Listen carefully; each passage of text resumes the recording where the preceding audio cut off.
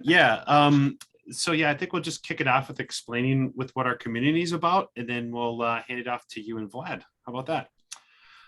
So we started the Twin Cities last, Jerry and Sam and I started this back in September of 2020. And we get together every second Tuesday of every month.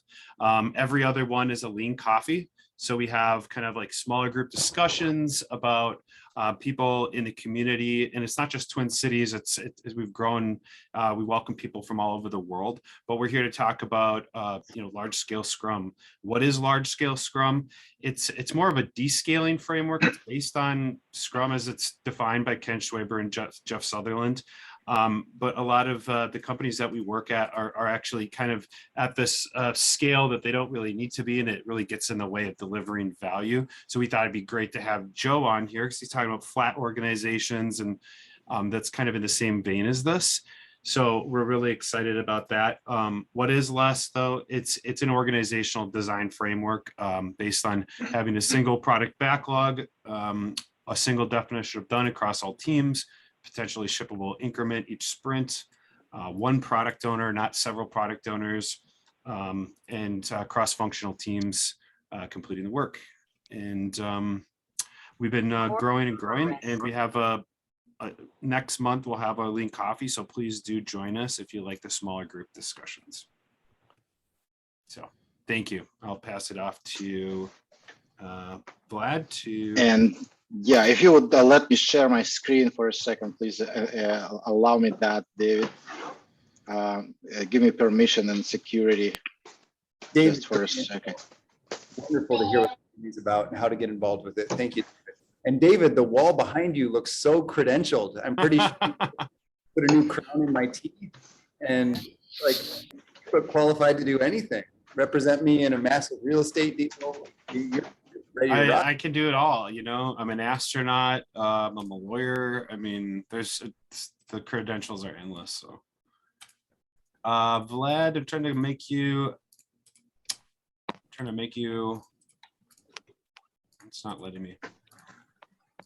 It'll come. Place pin. So, Vlad, you're not able to share screen? Can Vlad be a co-host?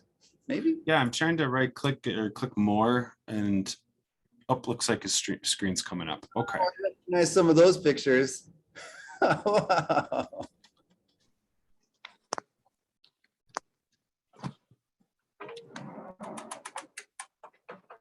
Vlad, is this your screen?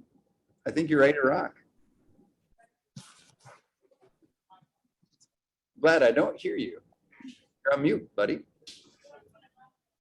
Oh, sorry. Thank you so much. I would like to introduce Joe Justice today. I will challenge myself because there is so much to say. Joe Justice works globally as an interim agile executive with well-known multinational organizations and bringing them to the next level of agility and innovation. Joe has worked with Bill Gates and leadership team of Amazon, executive level of Bosch, worked with Toyota company, top-down training Scrum, all their executives, and operated Agile at Tesla from the company headquarters, working with and alongside Elon Musk. Joe is the author of the book Scrum Master, translated to 7 languages, a TEDx speaker, guest lecturer at both MIT and Oxford University in England, and spoken on behalf of Google, Microsoft, Lockheed Martin, HP Labs, and others. Joe's work has been featured in Forbes, Harvard Business Review, and CNN Money. Creator of Extreme Manufacturing, Joe founded Wikispeed, which became an example of automotive design and production speed. Joe's team have held 3 world records, designed and built 14 race and road legal cars, and some designed and built as quickly as in 27 minutes. Excited to hear about this. And Joe was featured in Forbes 5 times to date, including as an owner of a company to watch by Forbes Billionaire Club, cited in more than 5 business paperbacks and hard covers, the subject of a Discovery Channel mini documentary for Joe's work creating discipline Scrum in hardware while working directly with the co-creator of Scrum, Dr. Jeff Sutherland. and certified Scrum trainer, personally endorsed by Jeff Sullivan, board member of Micro Automated Vehicles, Aeronautical University, Boston University Agile Innovation Lab, and chair of board of directors of the Agile Business Institute. Joe is also author of books which explain Agile to the people as young as 2 years old. It sounds like another world record. We have an honor to speak today to Joe Justice, and very excited to ask our questions. Thank you for your generosity and care, Joe. Vladimir, when you say it, there's a lot. In my mind, it's totally different. That was super kind. You made my heart warm. That was super kind, Vladimir. The shortest is I was a Scrum Master for Bill Gates, and I learned a huge amount. Bill's secret sauce, as far as I could learn, is Bill views everything, software, hardware, business deals, as parallel threads. So if there's one business deal or one financial service or one piece of software like Office, it's how many parallel executable cuts can we make? And then Bill invests big. Bill goes big. That was Bill's strategy. It worked. Bill at some points was the wealthiest person on planet Earth. Bill will fund all of them at once. So there's not one Office team for Microsoft, right? There's hundreds. And the reason there is Bill and then all Bill's successors, but Bill set this up, is views it as many parallel executing pieces and structured the company to have few wait states. So there's not like the quality assurance department at Microsoft. Then everybody would be waiting on quality assurance. Instead, each of these groups has their own. So I learned that working for Bill.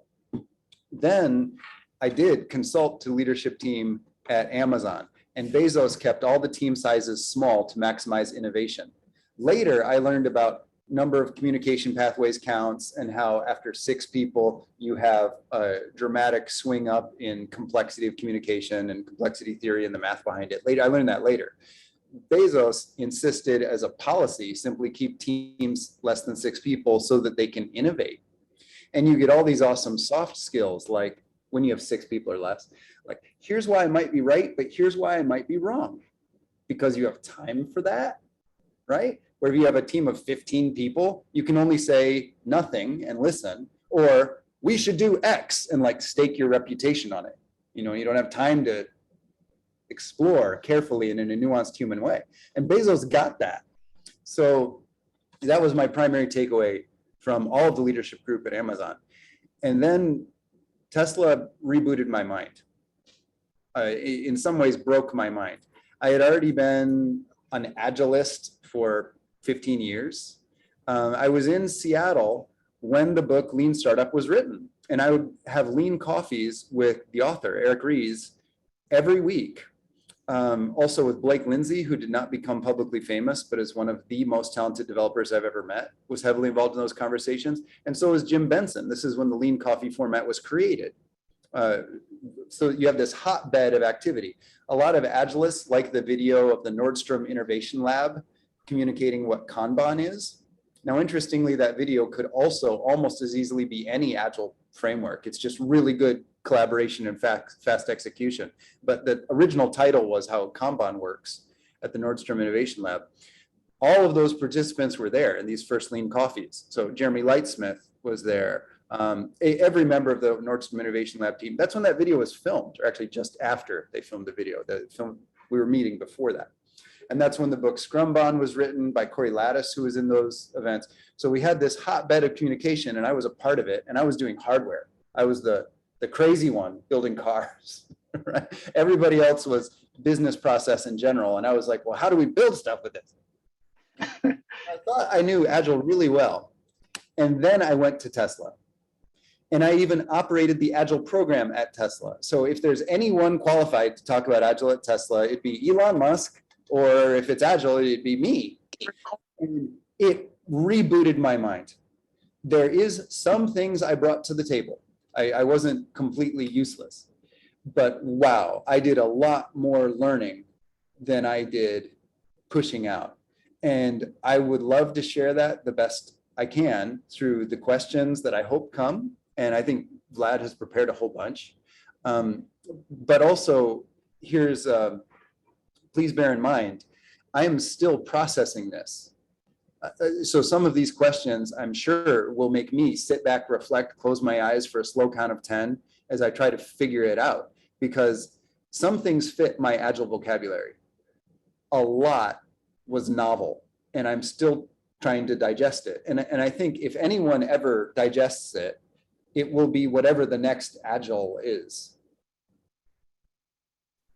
Yeah, absolutely. I'm so excited to see you again after a mind-blowing workshop that I took in December. And even after 7 years of practicing Scrum at scale and working with 15 teams, organizing the group more than 100 people, it was absolutely transformational. And together with your amazing book, with so many practical advice of how to get there. So it was amazing. It was amazing. And thank you so much. I would like to open the Slido here, so you can actually scan the QR code, everybody, and then type in your questions. And also I put here the rules of engagement. So scan QR code, ask your question in Slido.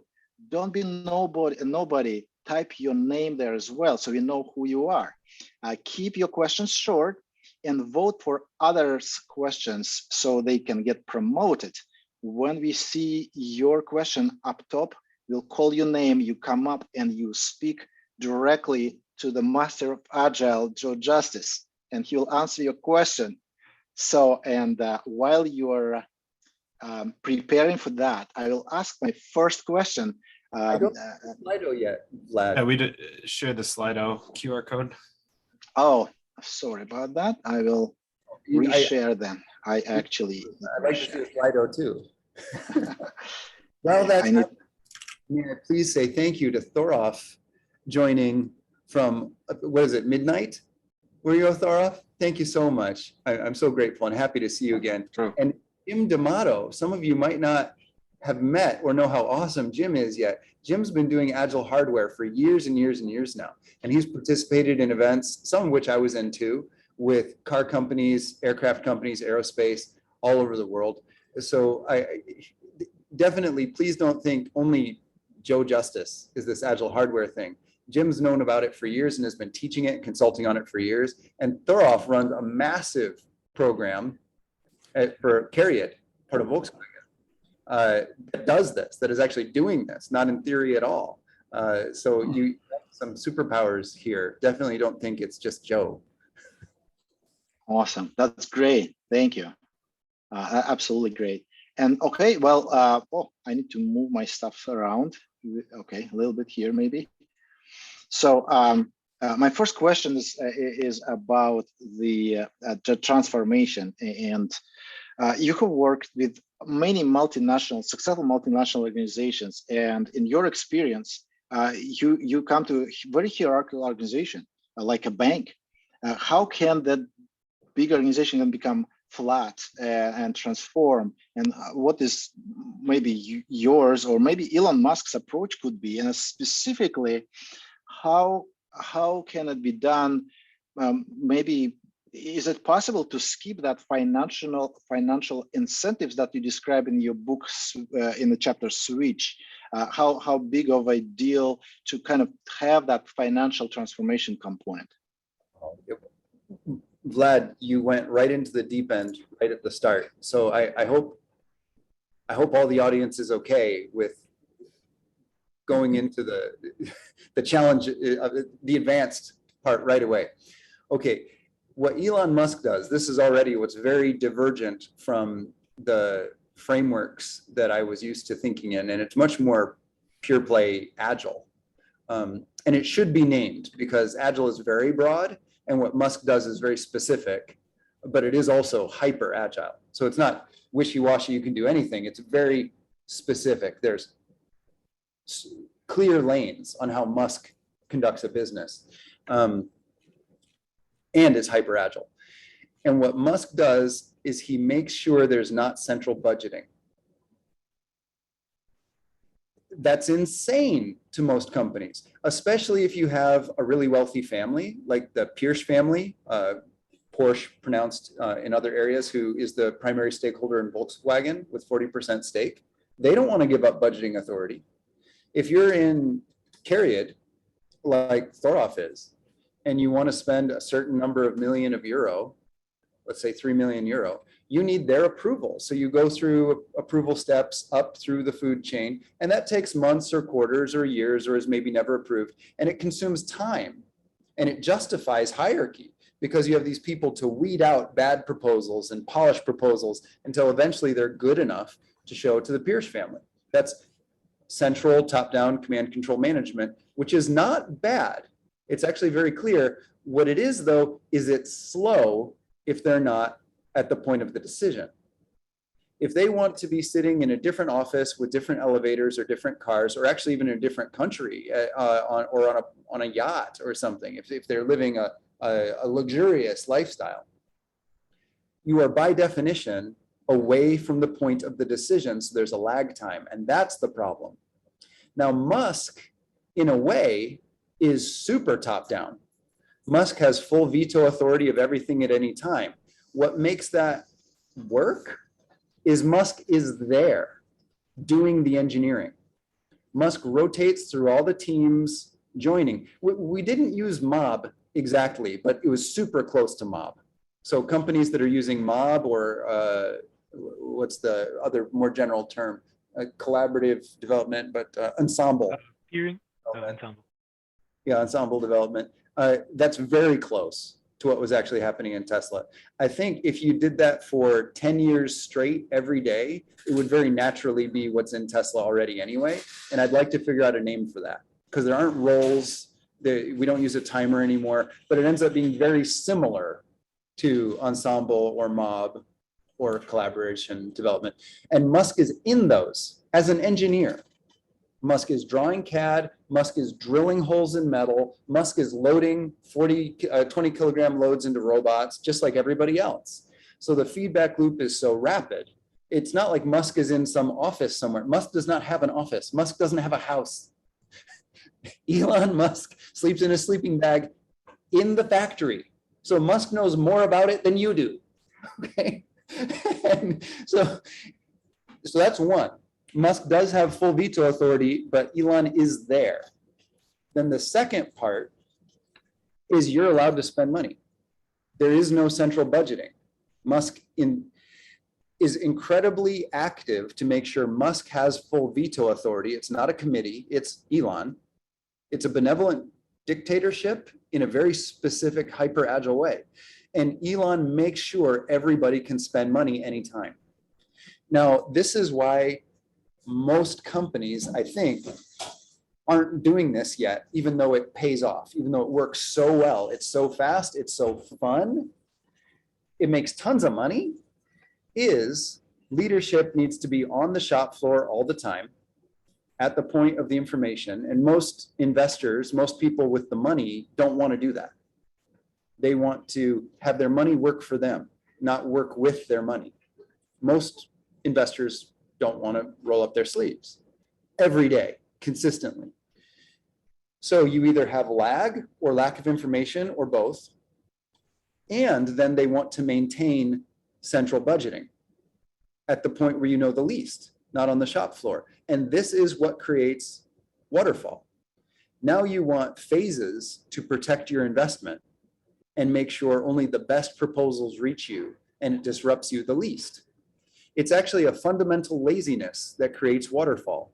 And I will go even further and say, I believe this is the cause of many social ills. And I think Kantian philosophy, like there's an agile philosophy arising that actually could reshape governments in a good way. Like this is the real big thinking of our time in this era of enlightenment. And I think we agilists maybe have a useful perspective on it that most people haven't thought through yet. And this is the big pivot. So for something like a bank, Musk ran PayPal. Musk was part of the leadership team that ran PayPal, and they absolutely attacked currency. And Musk ran it flat, and Musk ran it with people have independent budgeting. They can execute on their own. And ultimately, Musk was kicked out of PayPal. And the reason why is Musk thinks on a 1,000-year horizon or further. So if you're an investor and you want to get paid in 5 years or 2 years or 10 years, you would hate Musk most of the time, because Musk says, let's keep putting all the money back into the company to maximize its disruption, and it never ends. Now, Tesla is interesting because all the other competition is so slow by comparison that it still makes a ton of money, even though Elon puts all the money back into the company, and Elon takes no salary and doesn't even own a house, right? That's how in Elon is. But Tesla, SpaceX, Neuralink are all on a 1,000-year or longer funding return horizon. And that's why they're killing everybody else financially, absolutely murdering all other competitors who try. Because other competitors are saying, how do we maximize for a 2-year from now exit, a 5-year from now exit, a 10-year from now exit? And Musk is saying, how do I maximize for humanity living out among the stars? And the timeline is so different that the time you have to financially compound is different. And Tesla will be the first $10 trillion company and even more in our lifetime, because there's no intention to withdraw early, and it creates different types of business decisions. Sounds like traditional banks do not have a chance. Oh, it is so over. It's so over. Yeah. Okay. Well, thank you. Thank you. That was great perspective. And my other question was actually in tune with the question that is currently up top. I am completely fascinated with the idea of 3-hour sprints, and how the idea of sprint being shortest time to release product to the customer combines with the extremely short sprints, like 3-hour sprints with daily scrum every 45 minutes, well, daily, quote, quote, daily. So and how can the feedback loop could be used for NPI and PD? It seems like the customer feedback is not in the loop. Vlad, I love it, because you know the answers as far as I know to this already. And it's cool. I saw a thumbs up from Jim D'Amato because he gets it too. He's done it. He's actually built hardware with me and also without me, I think, too, in these short time boxes. So Jim's lived it, and I love it. You were humble enough to ask the question, but Vlad, you know what I'll say. The trick is these things called the extreme manufacturing practices. And I honestly think those could be written better, but they are written so that you can consume them, you can use them, but I think they could be more friendly, more elegant, right? I don't think they're optimized yet in terms of writing, but the content is correct. And what those practices do, those practices and principles do, and they're in the latest book I wrote, Vlad, that you showed the cover of, Scrum Master. It's chapter 10, XM, or Extreme Manufacturing. What those practices do is allow something to go from definition of ready to definition of done in a shorter and shorter time. And all of those practices reinforce each other. So some companies maybe could only do one of the practices to start with. That's fine. Doing that practice will already shorten the time from definition of ready to definition of done, and it will allow for the company to do the next one or the next two. And as companies add these, they compound until it's quite magical. It starts to feel very ridiculously fast. It starts to feel like play. Like, imagine if you were going to sit down and play with Legos. In 3 hours, you could build something. In 10 minutes, you could build something, you know, and it depends how skillful you are with Legos and what pieces you have and how clear it is to find them. But that's because Legos are hyper optimized. They have a known stable interface. They're modular. They're relatively walk-up simple. Most of the pieces have a similar recognizable geometry, even from a distance. They meet many of the XM practices. As your workshop, your factory, your design space, your collaborative vendor center starts to become more like Lego, the sprint length gets shorter and shorter. And this point was made for me several years back visiting Saab Aeronautics, Saab Defense in Linköping, Sweden, with Paolo Samachelli, who subsequently wrote the book Scrum for Hardware, which is an awesome book. The first half I think is embarrassing. It's a story about how he and I met. So I find that phenomenally embarrassing. The second half is the engineering practices. So the second half of the book Scrum for Hardware, I think is perfect. And what Paulo writes is what they taught us at Saab Defense, Paulo and I. We had but Jim D'Amato's holding up the cover. If you can see his window right now, he's holding up the book. It's probably even awesome. Yes. What they told us is we had to architect the plane, and they'd made earlier versions of the plane, the Gripen. They had to re-architect the jet. This is a multi-role joint strike fighter. So where every gram of weight matters. This is aerospace at the top of defense. They had to re-architect the jet fighter to be modular, and the head of structures, Jürgen Sobotoft, described it to us as we had to make the plane like Lego. And the point here, not to go too broad, is as you do re-architect things. It's not like you walk into a legacy product and tomorrow you have 3-hour sprints. No, there's work, there's re-architecture, there's re-architecting the company you're in, there is changing the way information is shared. You probably want different types of budgeting so you're more nimble. If you're on a 9-year plan, you can't act on a newly found opportunity in less than 9 years without a change request, which might have defense around it, might be defended. So you probably want different budgeting. You probably want agile budgeting. You might want LAP, lean agile procurement, that Mirko Kleiner is making very clear in Europe. You probably want agile HR. As you add these things, the sprint length gets shorter and shorter and shorter, from definition of ready to definition of done, until it is basically like playing with Lego. And a good example of this is all around Tesla. You have machines, and next to them, you have a library of materials, because what you're making changes every day. You're making improvements. So you don't have just a lean stack of only the materials you used yesterday, because you might use different materials tomorrow. So you have a library. And some of the library is 100 meters away, but you have automated forklifts and humans with forklifts and carts that can bring you stuff, or you can go get it in 5 minutes or less. But you have an immediately accessible library, it's not your traditional lean Kanban where there's only what you need now, because it's constant innovation. So you've got this library.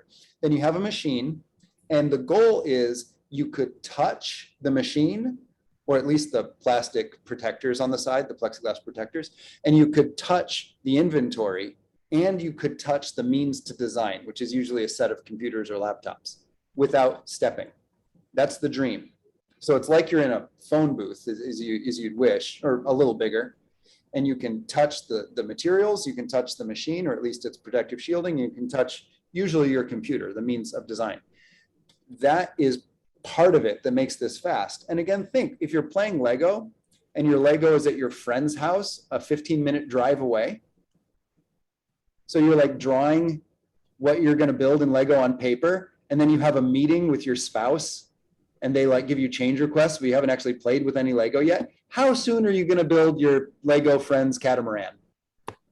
It might take longer than if you had the pieces right there on the table. And if you needed to get approval of your spouse, what color the slide should be, they're right there and you could ask, right?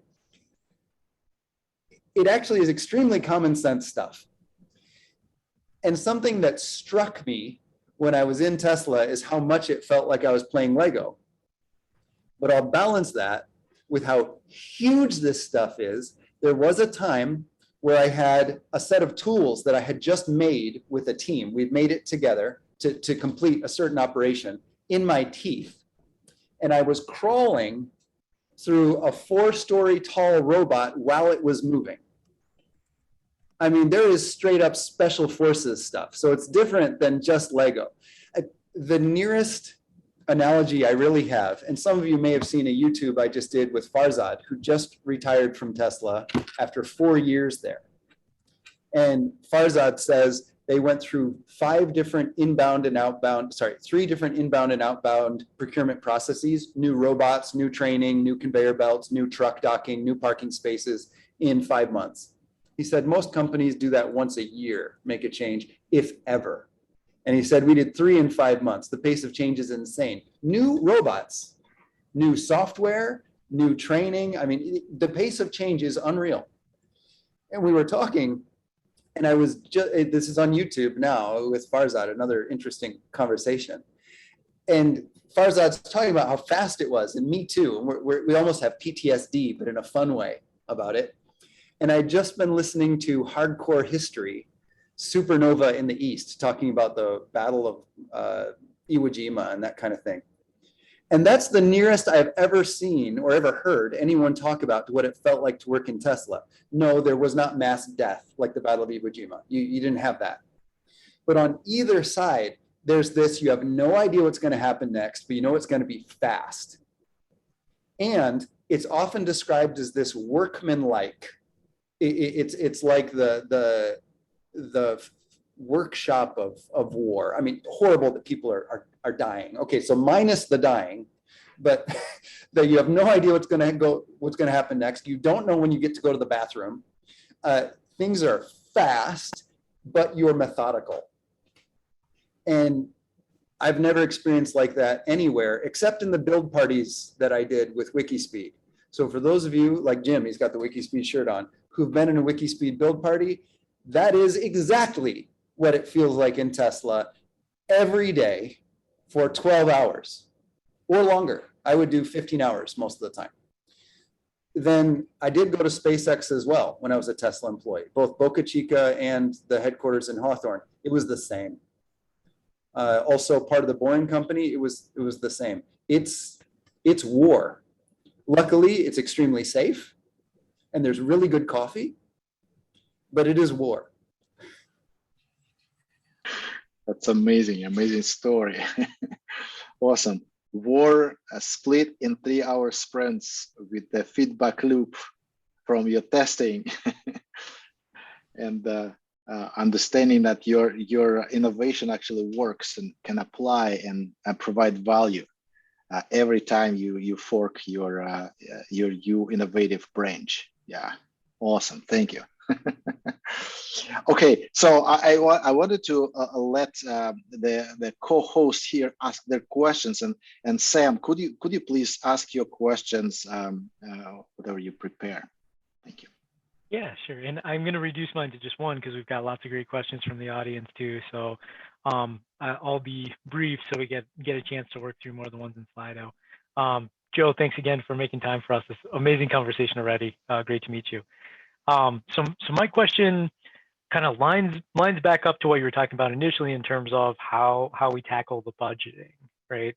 So one of the things we talk about a lot in large scale Scrum is this kind of statement that Craig Larman, co-creator of LESS, kind of comes across as we want to be able to reduce the cost of change, right? Turn on a dime for a dime is his kind of statement on that. So how can you talk a little bit about why that's an important concept in terms of just lowering the overall cost of change when you start to coach teams that are kind of pursuing this sort of agility? Well, Sam, if you don't mind, I'd actually like to hear your answer. I've got one, but I think you've thought about this in a nuanced way, the way you asked that question. Actually, if you don't mind, would you answer it? And I'll also weigh in too, if you still want to. Yeah, I mean, for me, I've worked with a lot of kind of, medium and large organizations, and we've run into these sort of challenges in terms of, well, how do we actually make this decision and kind of the underlying latency around those problems? And oftentimes it feels like, the smaller the team is, like you guys doing this little, kind of experiment over here, that's okay. We don't need to worry too much about that. But as we get, more on the line and now we're more serious, we've got more actual capital at stake or whatever, all of a sudden it's kind of like, well, we better check with some people first, basically. And that results in this form of waste, right? That it's kind of an invisible waste because it's just sort of expected that, well, we're serious business people and this is how we should be making decisions. We should go through this kind of governance and everything else. So it feels like it's the right thing to do. It's the safer, more mature, professional thing to do, et cetera. And, but if you do the math on it, and you really look at the effect that it has on innovation, it's poison, right? Or at least in my opinion, it is. So it feels like there's a conversation there that we try and have, and oftentimes it feels like, well, you guys are just a bunch of hippies talking about this stuff, you know. So I'm curious, with your experience and background, you know, kind of working with you know, senior leaders in these organizations, how have you approached that sort of conversation, and how would you you know, kind of suggest that we tackle that in our areas of coaching, right? Sam, that's awesome. Sam, that's awesome. So at Tesla, I was never asked to calculate cost of delay. The argument was already over, right? Tesla has been going for years and years, and it's now by market cap, the far and away the most valuable automotive company on planet Earth. So the argument's over in Tesla. I was never asked to calculate cost of delay. What I did in other companies before Tesla, which may help, so I'll suggest, is I calculated cost of delay. Or I would ask whoever was trying to withhold budget and not allow people to make decisions freely, I would ask them, how much would you pay to have this arrive 1 year earlier? How much would you pay to have this arrive 1 month earlier? Or I would even divide it and then get a cost per hour. You know, if it were 1 hour earlier, it's worth 11,000 euro. Okay, well, if it's 1,000 hours earlier, you know, and do the math. And I'd post that big and publicly, so now we could all collaboratively make decisions in real time. That worked well. So I'll suggest that. This might be vindicative. This might help all of us, is to say in Tesla, there's no withholding of budgeting, not that I ever experienced. No one had to calculate cost of delay because it's so obviously correct. And this is actually baked into Silicon Valley. Now, Silicon Valley in some ways has had some old money enter it, and so there's some slow pockets now. But the early Silicon Valley, which is still the majority culture, doesn't do budgeting this way. Oh, go ahead. Oh, okay. Doesn't do budgeting the same way. Instead of making a 9-year financial plan like Volkswagen publicly just did, I mean, this was in Reuters, Volkswagen making their 9-year financial plan. Well, how agile is that? Instead, what Silicon Valley does is they measure the burn rate. So it's, here's how much money we have in the bank, and that's called your runway. And how fast are you consuming it, which is your burn rate. And the encouragement is to actually spend it as fast as you can to maximize your burn rate, as long as it is efficient. So instead of any budgeting, instead of any withholding, instead of any earmarking of funds, that's frowned upon because it's slow. Instead of that, standard Silicon Valley money practice. Don't budget, don't say what it's for next month, next week, definitely not next year, because that would be unagile. You wouldn't be able to respond to emerging information. I mean, what are you going to do when there's the chip shortage, supplier delays? Rebudget? Why? That's just waste.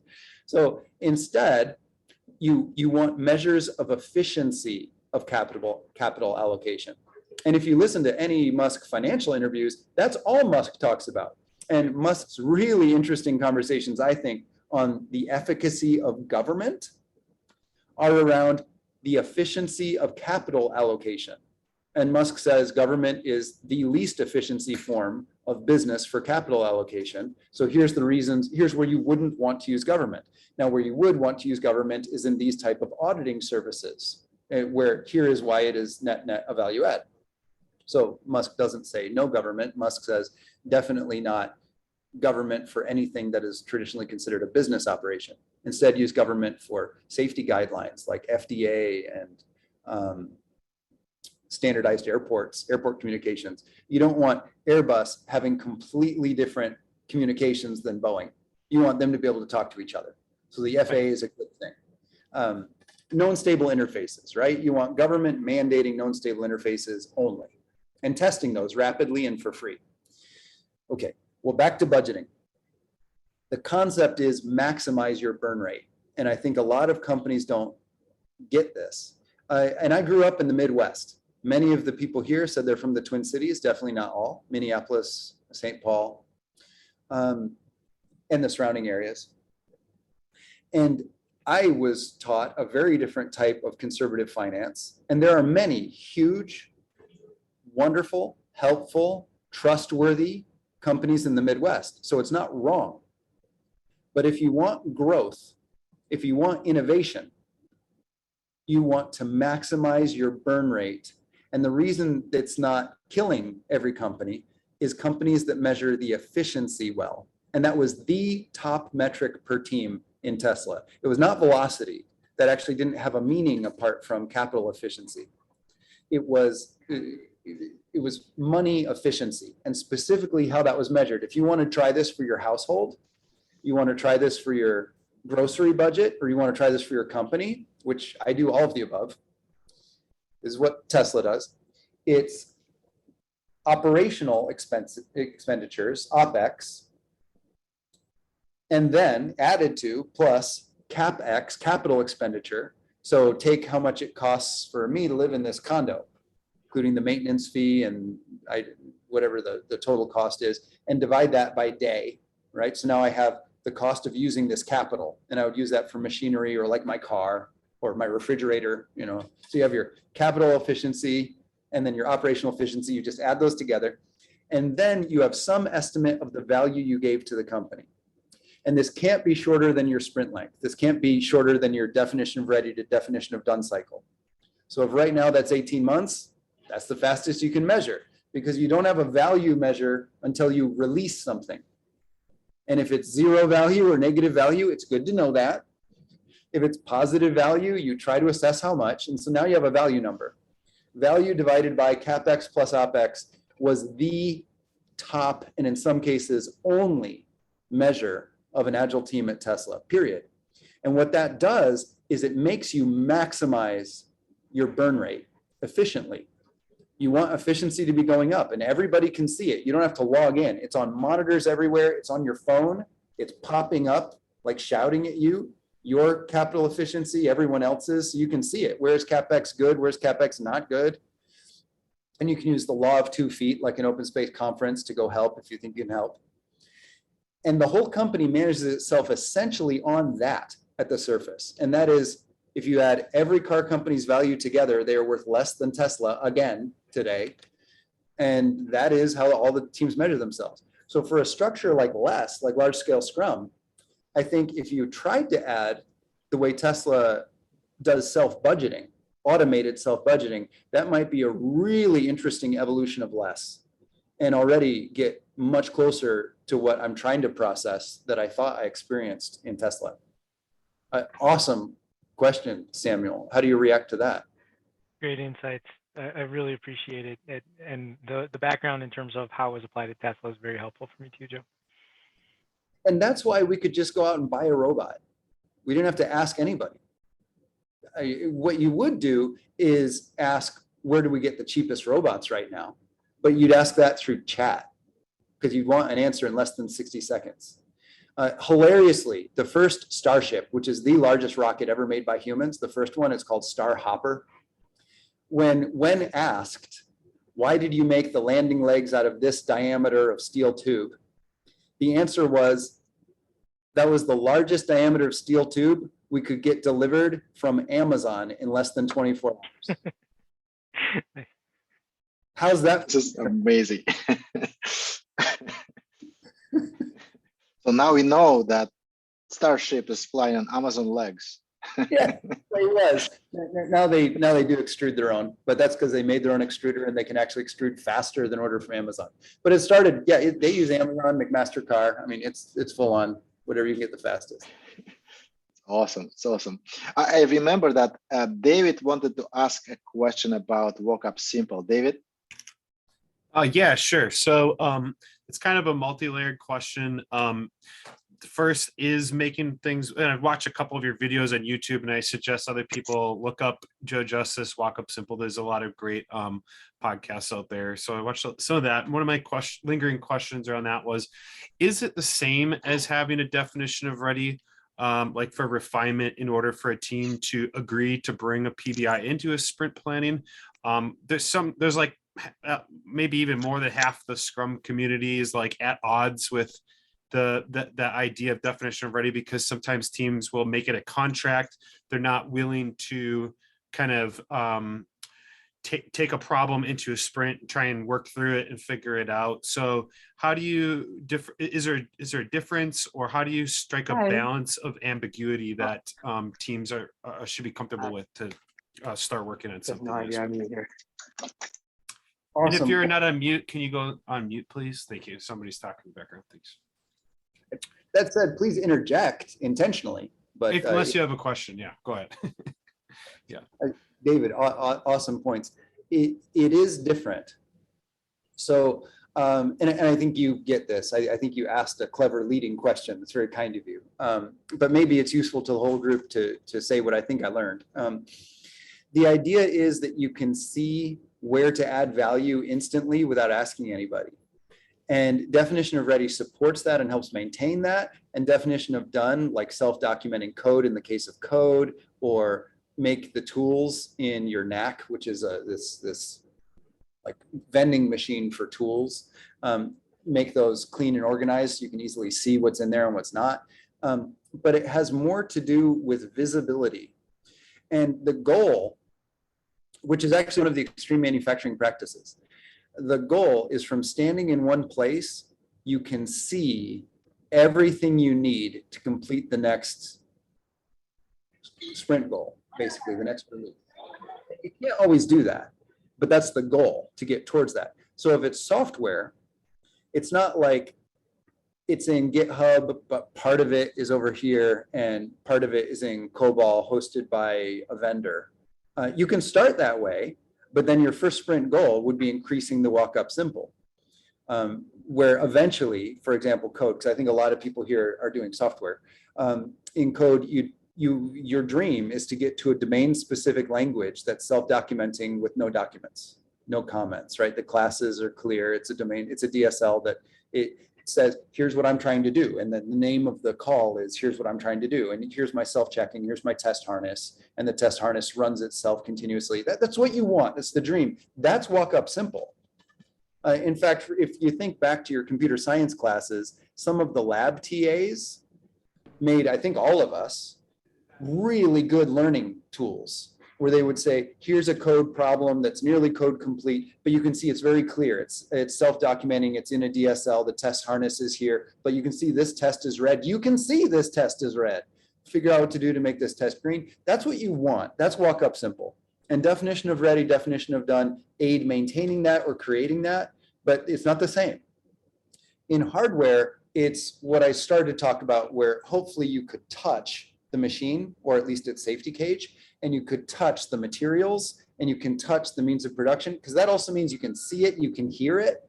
The machine's making a different sound than it was yesterday. You want to know that, even if you think you're a designer, because no one is single stack in Tesla, right? You want to know the machine's making a different sound. It's time for you to start to learn what that means in terms of the life cycle of that machine. And maybe my design was inappropriate. It's too deep for the machine and it's making a different sound. And so that it's actually a bad design. It's not a maintenance issue. I'm within the written tolerance of the machine, but not within the practical and applied tolerance of the machine. That sound is telling me this. So you want that feedback. In fact, when you're changing design, sometimes in less than an hour, you have to have that feedback because there's no one to call that can be there faster than you, right?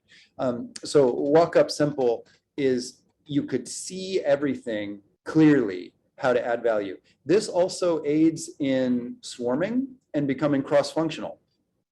If a interested, open-minded person with no experience walks up to you, how many minutes until they can be adding value?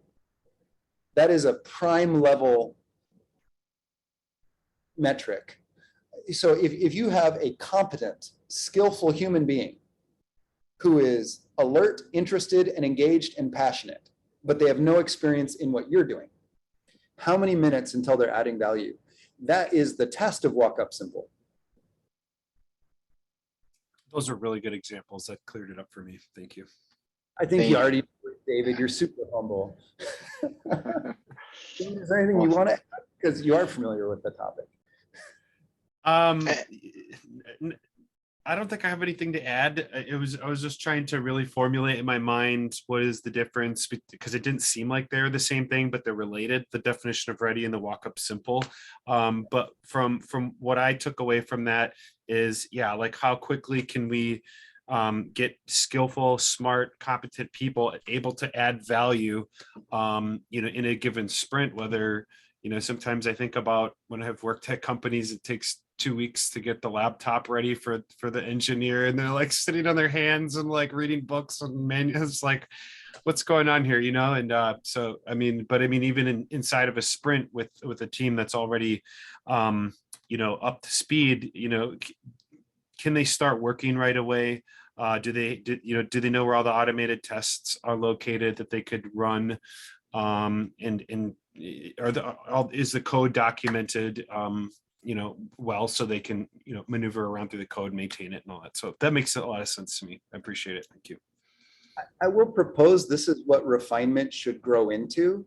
It wasn't before, when I was in like Solutions IQ years back, where we had 150 Agilists trying to do great Agile. This isn't what we meant by a refinement at that time. But there's a concept called kitting, making a kit, which means, like David, you just said, where the laptop is ready, it's already configured, you just open it and you could go, right? It's kitted for you. If you use a trackball, it's already there, whatever. If you prefer a treadmill desk, it's already there, all right? That's kitted, it's ready. That's part of the definition of ready, right? Ideally. So refinement, I think a lot of people think it means more like story splitting and estimation. At least that's how it started, and maybe that's what we needed at the time. I'll propose this. Somebody please name this new Agile, whatever it is Tesla's doing, the Musk model. It sounds good, but then that means every time Musk changes their mind, we have to rewrite all the books. So, which maybe is a good thing. I don't know. But do we really want Musk being the next Ken Schwaber? I don't know. But anyway, whatever we call this new Agile, Agile 4.20, Agile 69, whatever we call it. Refinement, I think, would involve kitting. So it would involve let's refine together. That means we're all going to install these tools on each other's laptops and make sure they're configured. We're all going to make sure check out and check in are working the way we thought they were. We're all going to clean up this area of our environment. We're going to make sure the two people that wanted treadmill desks have them. We're going to set them up, make sure they're working. And now there's an end table that can set their coffee cup on that's the right height for when you're on the treadmill, right? So I think that's what refinement should become.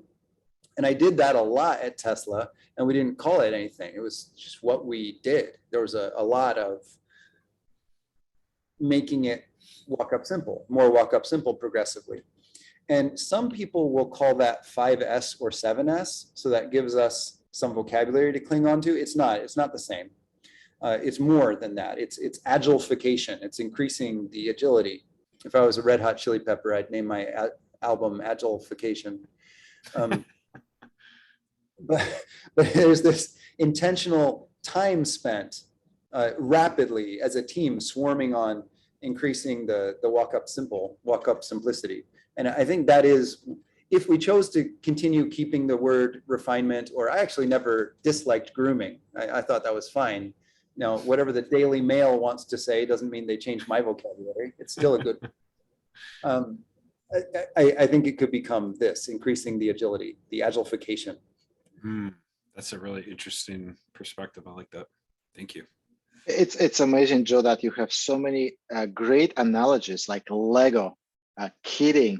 I actually took a lot from your workshop. I just went straight to retrospective and told this concept to people, and it just clicked right away. It's awesome. It's awesome. Thank you. So we have many questions. I want to get to questions, and at the same time, Joe, I wanted to quickly check with you how much more time we have with you. Oh, well, there's the whole group and people have all their schedules. I could stay on until 15 minutes after the hour if folks really wanted it, or if there was some hardcore group that wanted it. All right, sounds good. Well, let's start with the first question. It's from Anonymous, but if you can identify yourself, get on off mute and ask a question to Joe, please. That's up top.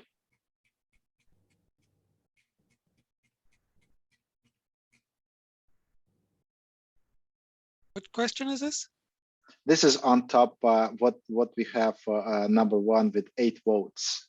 What is your recommended way of convincing C-suite? Okay, well, Joe, what is your recommended way of convincing C-suite to change organizational design, please? Expert facilitator. Thank you for fishing for the engagement that we all wanted, and the timing was missed, but thank you for filling in. Vlad, you're fantastic. Thank you. Okay. There's like the real answer and the more diplomatic answer. The real answer is you have to be comfortable releasing funds, releasing control of funds. And so how to get there, right? If you want to be as quick as SpaceX, you have to be comfortable like handing your credit card to someone else. That's basically how this works. And that's a fundamental mindset shift. So there are stepping stones towards that, right? Like you have on one end, I will say, a wonderful introduction for a lot of really slow companies. If you cannot release in less than a year, I will say use Scaled Agile Framework. Use it. If you cannot release in less than a year, SAFe is for you. Then if you cannot release in less than a month, you probably want Scrum at scale. If you can't release in a week or less, now you're probably ready for less. You're probably there. And at some point you start to get to continuous releases, but you still want to have some governance or at least be compatible with investment and be able to answer legal questions. And this is the realm of what Tesla and SpaceX are doing. And so I think we do need to some extent codify this so more companies can do it legally. But that's where you get into this. So I will, controversial, we're in the less meetup. I will say, I think you would eventually even transcend from less even. But I think we're towards the fast end of the spectrum. Okay. So with that, I was going to say, but is that really controversial in a framework that says, dear God, only do it if you have to, right? Right. Yeah. Rule number one, right? Don't scale. Right? I love it. There's some real honesty baked in, and I respect that a lot. So you have this rainbow as all propositive frameworks and when to use each. And the answer to this depends on how aggressive the C-suite is. If they're releasing in more than a year, it takes them longer than a year to release now, probably your recommended way to convince them is much more gentle and introductory, right? And it might be scaled agile or something, right? If you're in a shop that's already releasing every week or less, or even multiple days with CI/CD, the way you can interact and convince that group is super different, right?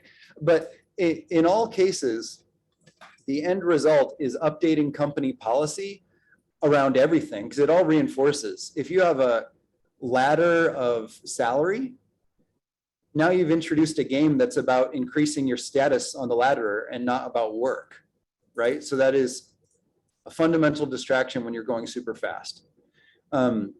So HR will probably move closer to Agile HR, the way Rena Hellstrom talks about it, right? So maybe you're going to talk about Agile HR first.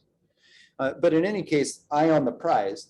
The goal, the best I understand it, is new hires have full ability to spend money, even large amounts, but they have a real-time financial efficiency metric. There's no career ladder. Everyone is paid based on total company performance, so people are incented the right way.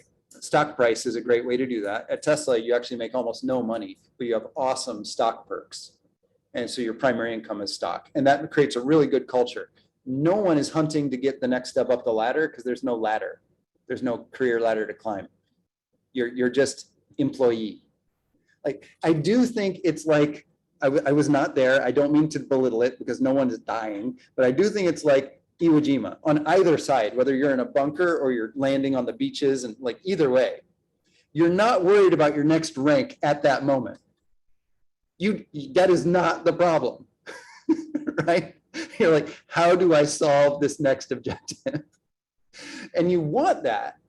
You want to take the game away from anything except success towards the mission. And so to talk to the C-suite, you talk about mission, and you talk about how fast you want to go. And then you could have framework discussions maybe. But I mean, Elon doesn't have any time for frameworks. They're all too slow. Then Elon is willing to go. And Elon is willing for you to make $1 million mistake if you make $100 million win the next day, which happens all the time. So as a new hire, you can make $1 million mistake. And if it wasn't stupid, like you decided to just drive a forklift into the side of the new Tesla semi because you thought it was funny, that would just be stupid. You'd be fired immediately, right? That would be stupid. But if it wasn't stupid, you made a machine in good faith, you made a decision in good faith, and it ended up being a very wrong decision, you'd definitely not be fired. You'd be encouraged. You'd be on a team. And yeah, you could blow $1 million on the wrong thing. And that is, what's the tolerance level?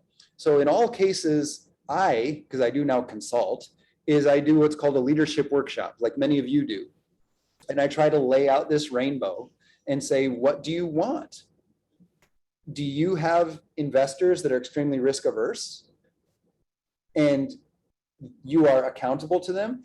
Now notice, this question was asked C-suite. In most cases, that means you don't actually own any of the money or the company. The board does. So you are actually accountable to the board's whims and wishes, and you're back in the Pierce family Volkswagen Carriot situation, where you have phenomenal agility that's bottlenecked by 9-year budgeting. That's what happens when you have a C-suite. Now, if you have a C-suite that's also the president and the secretary and the treasurer, and they're also board members, if you have a board, now you can actually be making decisions. You have this interesting dynamic where you have actually change authority, structural and financial change authority. Now that's different. So if this question were worded as, what is your recommended way of convincing the board members?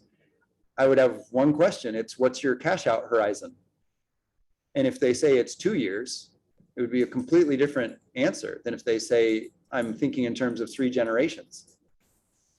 And as a stepping stone, so people have something actionable, cost of delay is awesome. It solves for many of these, and it points all the way to the goal. So we can start with cost of delay. So how do you feel about cost of delay? Have you seen cost of delay on your 3 flagship products? What would you pay for them to ship tomorrow?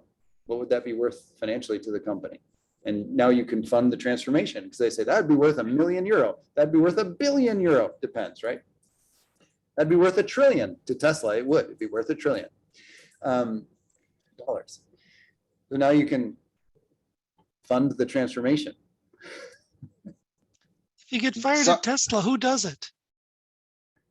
What's that, Tomo? If you get fired at Tesla, who does the firing in a flat organization? Yeah, okay. So anyone can hire, anyone can fire, but it is enforced by, there are 2 HR groups. And they also use Agile people operations, but primarily they act just like Agile people operations, but primarily they use the word HR just for legal understanding. There is an HR group that will sign the document, but basically what it means is anyone said, this person needs to be canned, and here's why. And so how to say that? HR is kind of like the pen or the document. Humans actually run the company, and it's any human.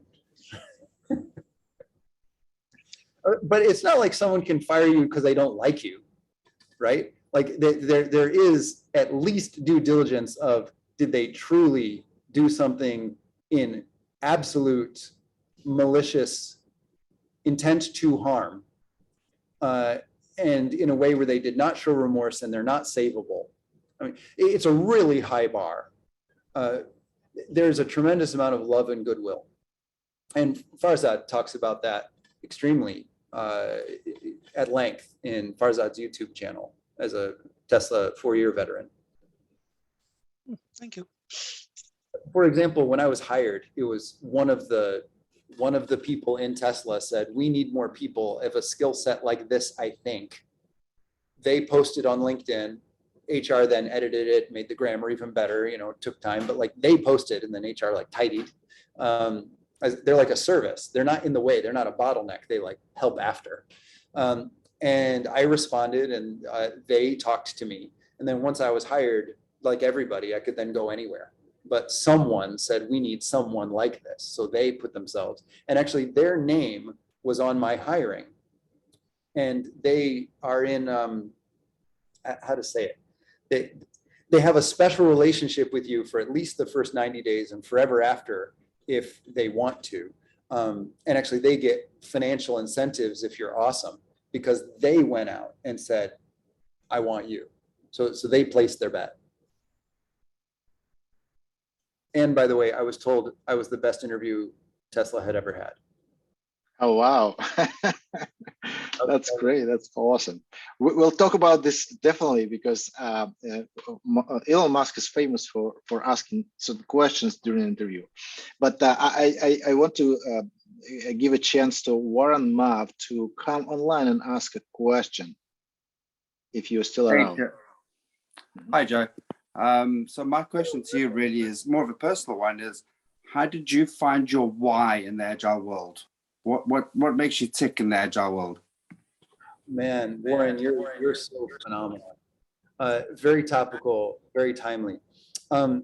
In some ways, I found a very, very clear set of whys, and I'll try to get there because you might like that.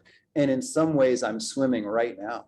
So really good timing, Warren. So I'm not going to say I've got it all figured out, because in some ways I really am floating. And in some ways I have a very clear set of whys. And I will say exactly what worked for the parts that worked well. And maybe this helps somebody, and maybe you like it. There's a feeling I get in my tummy sometimes that, and truly it's a feeling. Like a roller coaster gives you a feeling, or drinking a lot of warm tea on a cool day gives you a feeling. And it is a feeling when I feel I am doing my life's work. And some people might describe it like flow state, but that often is accommodated with a sense of loss of awareness of time. It's different than that.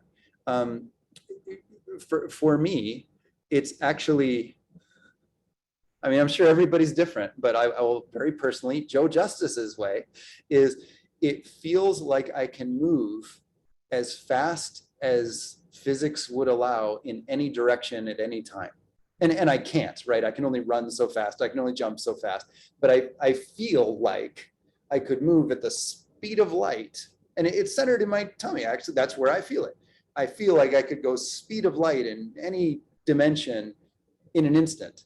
And some things create that feeling in me. And I feel so free. I feel so agile. And it doesn't mean I'm free. I mean, I might actually, I don't know, be in COVID in quarantine or whatever, right? But the feeling is there. And when I was starting Wikispeed, some decisions gave me that feeling and some didn't. And interestingly, when I followed those decisions, the team grew. Hundreds more people wanted to be a part of it. When parts of the book, Scrum Master, when I wrote them, I had that feeling. And parts of the book, when I wrote them, I didn't have that feeling. And reading the book again, I can see how different the quality of the book is. So I hope to edit and improve, right? Because there are some sections that just should be deleted or repurposed or something. So this feeling was incredibly valuable for me. And what that does is it continually created a why. Now, I did also then try personal agility with Maria Mattarelli as my coach, and we created a forces map. And what that did is it did help articulate, it helped clarify what some of the forces were that created that feeling sometimes. It didn't make the feeling happen more often, but it helped me talk about it better. So the forces map was useful. And I do think personal agility might be exactly the right answer for a lot of stages of life. And it has a forces map and a what matters, what really matters board, and a coaching system. And I do find it useful. But I will say, just in honesty, it didn't create that feeling more often. Then there's some choices in life that are big deal decisions, they have a high cost to reverse the decision or change. So they're one way or near one way. Like, should I marry this person? Yes, there is such a thing as marrying again, but there's a high cost to that. So these types of decisions, or should I buy this house? Right? I mean, yeah, you can sell a house, but there is a cost to that. You're closing off other options and dedicating some time and a lot of money towards this.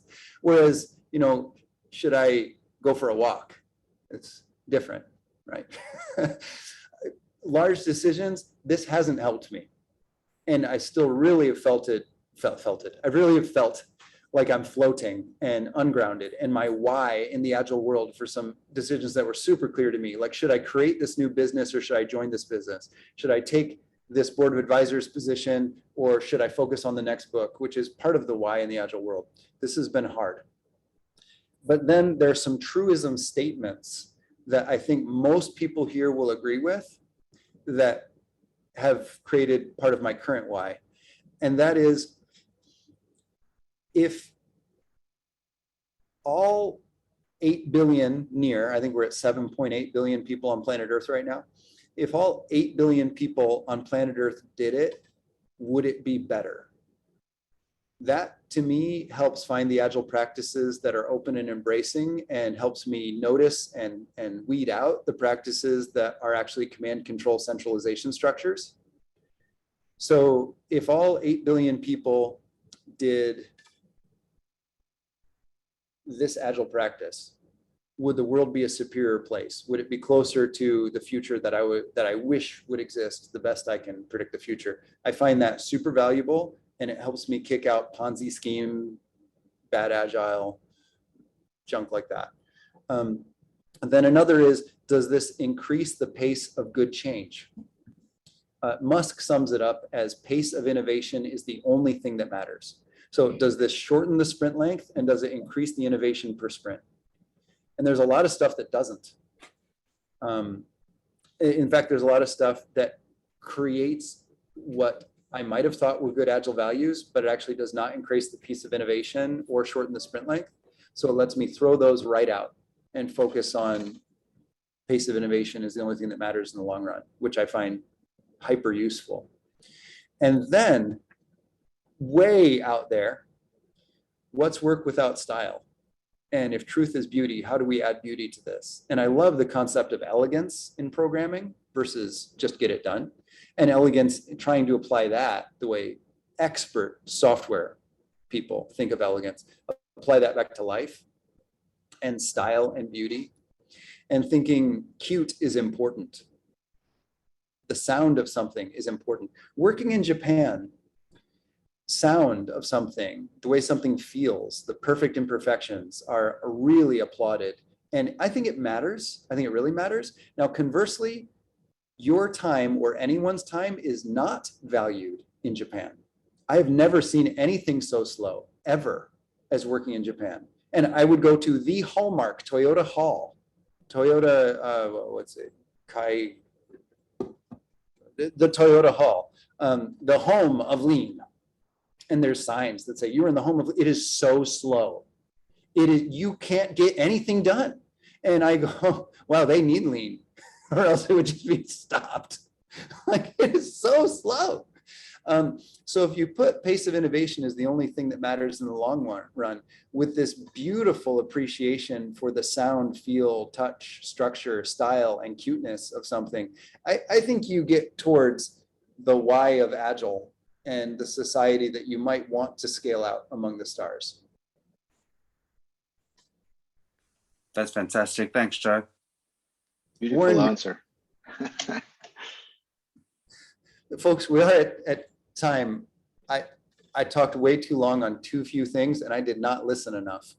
What I will say is if any one of you would like to, please record your Zoom saying what you want to ask or tell me.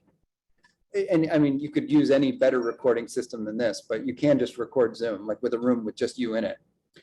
And send the link to me and tag Twin Cities Less and tag me, and I'll reply. And that way we'll actually get to know each other. I mean, you could just type it, which is also awesome. But if you did make a video, we would actually know what each other looks like, how we talk. And one day if we ever met and had a coffee or a beer, depending on time of day, we would already be friends. And if this conversation resulted in more of us having a more human connection, that's probably a good thing.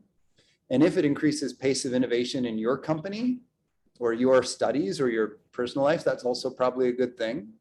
So I didn't get to talk or listen enough.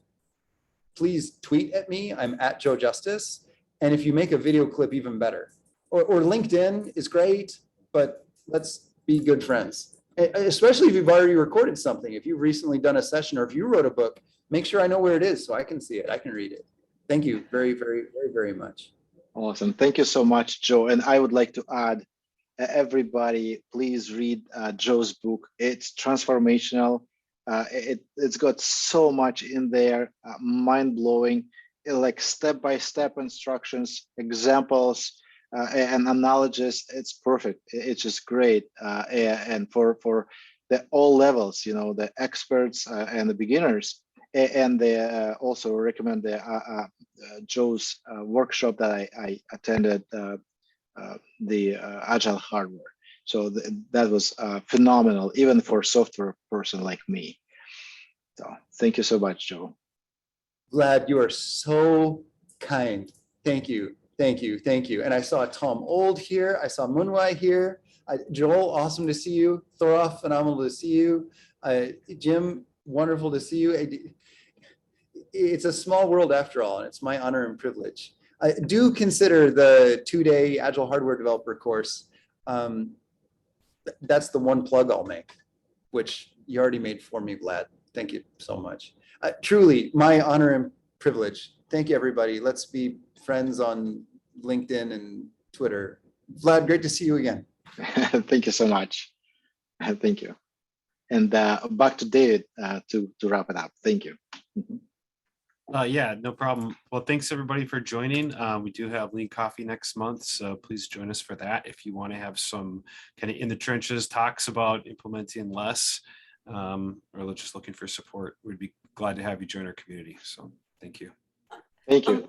I have a question. Would anyone be, would either of the organizers be open or willing to hang out a little bit longer so that those of us who feel like staying and talking about what we've learned could do that? Oh, absolutely. Yeah, for sure. do it. Yeah, we're planning on going till 7 p.m. Central. So Oh, okay. that's another 40 minutes anyway. So yeah. Well, Sharon, did you have something you wanted to ask since you're already talking?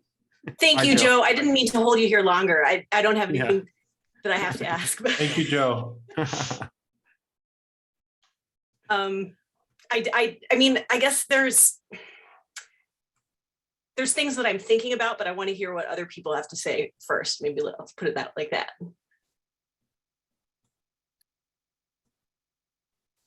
What was something? I mean, I think this was a very unusual and interesting thing to listen to, you know, really. He said a lot of things that I don't hear that often.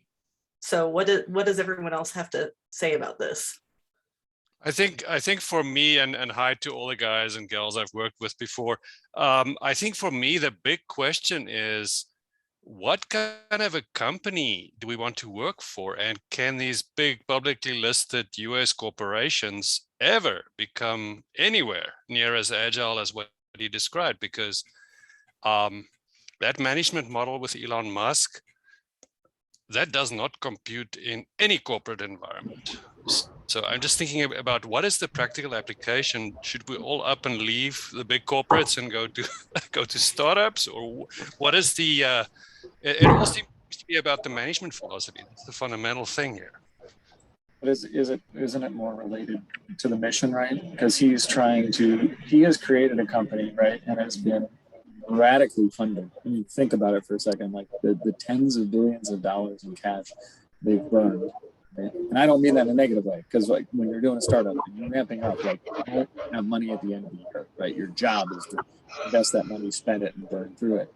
But when they're in a unique situation where they're trying to massively disrupt, and if you're in a system that frankly isn't ready for that, or won't value that ever, like nobody would give you money to do that, then why? Now, he, having success at PayPal, obviously had he had a leg up on other people, but along with that, people are very focused on. They're very focused on that and very forgiving, right? So I think that's kind of the I mean, Bowie. So for those who don't know on the line, like Bowie and I worked at United Health Group together. We like sat sat a little ways away, and part of that organization, they simply can't, right? Not because of who they are, but because the industry itself is so heavily regulated that this would never. Yeah, it's funny you say. Yes. Healthcare is very heavily regulated, very slow. So much so that even I think JP Morgan and what was it, Amazon, JP Morgan, I forget what it was, but they tried to disrupt the market and they even quit for healthcare. So speaking to Bowie's, gonna work. Oops, sorry. So speaking to Bowie's question, one of the rules of thumb I like to use, I picked up when I worked for a company named Persistent. They talked about when a company was born and how that affects the culture. There's companies that are born before the internet. And so government, finance, automotive, born before the internet, one type of culture. Hard to bring Agile in there. Cisco is kind of on the cusp, and working in Silicon Valley, you go around Cisco, and Cisco has an awful hard time with Agile in many instances. Okay, then there's companies that are born in the internet. They have an easier time. Okay, and there's still some problems with companies that are born in that phase. Then there's companies that are born in the cloud. And those companies, Agile is almost native. So Bowie, there's awful big opportunities in those, call them smokestack industries, ones that were born before the internet, because they're in an adapt or die situation. So it's just got to be a question of your tolerance for pain, in my opinion. Well, and I think I don't know if it necessarily has to be pick the either or, right? Obviously in the large scale Scrum guidance, we talk a lot about things like parallel organizations. And, I think there's an opportunity to say, there's a set of experiments we can run here.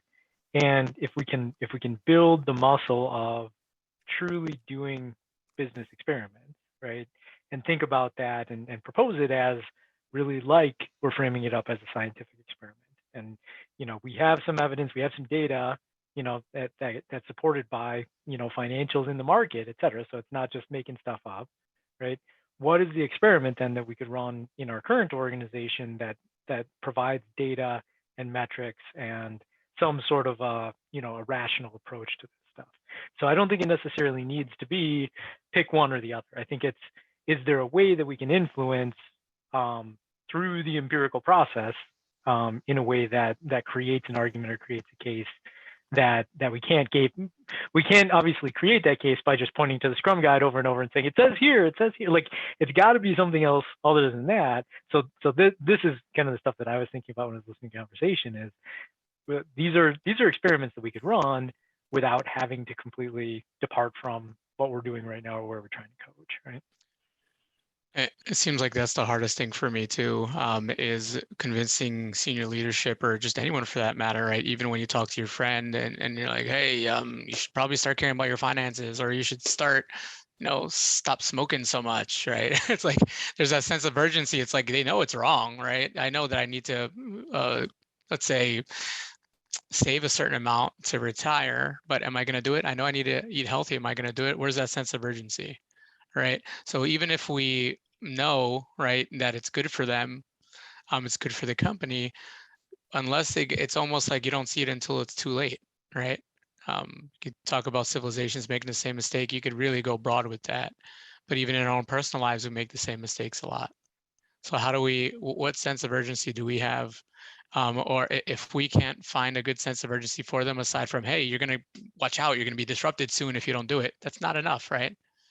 For most companies, it's not, unfortunately.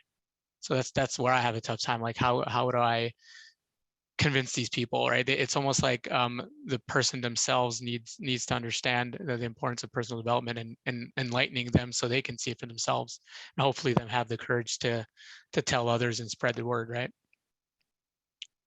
Influencing others is hard, and actually agile professionals have a lot to influence others. I mean, it is pretty much all about influencing what we do.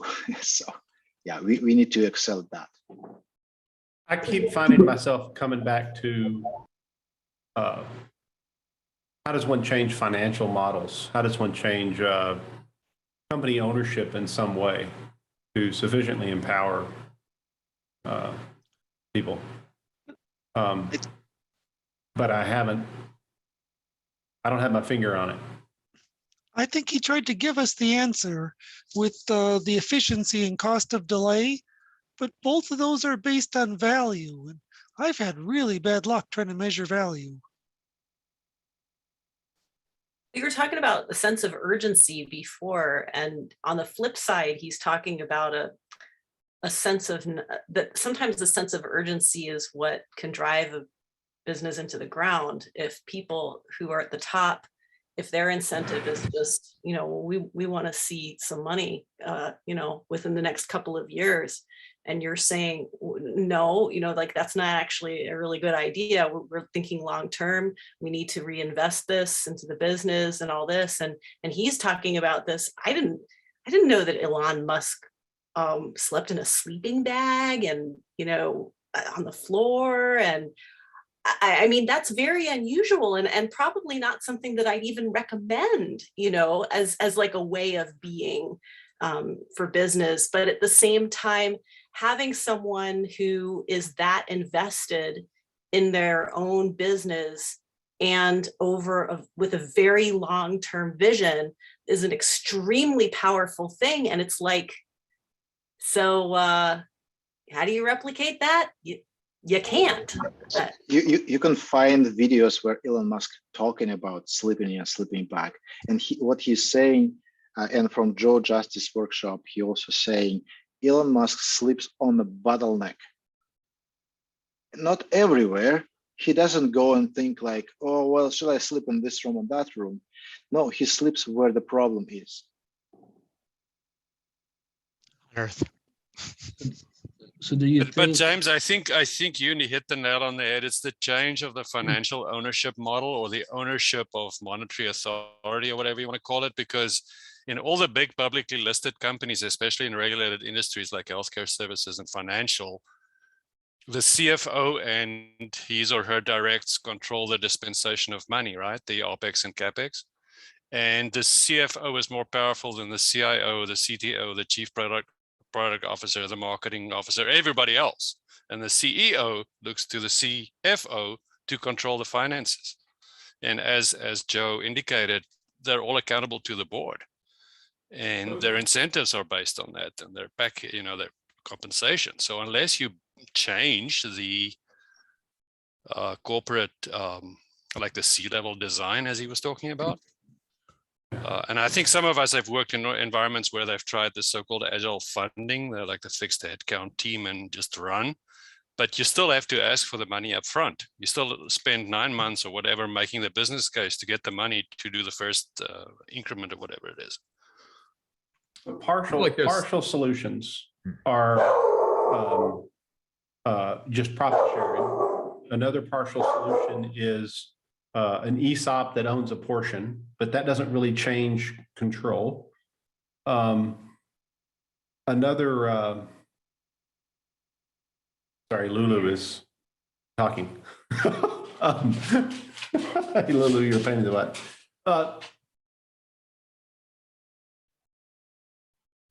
But I think it's also interesting that with a publicly held company, where all of us tend to own a tiny amount of the shares of different companies in our stock portfolios or in our 401k or index funds, et cetera.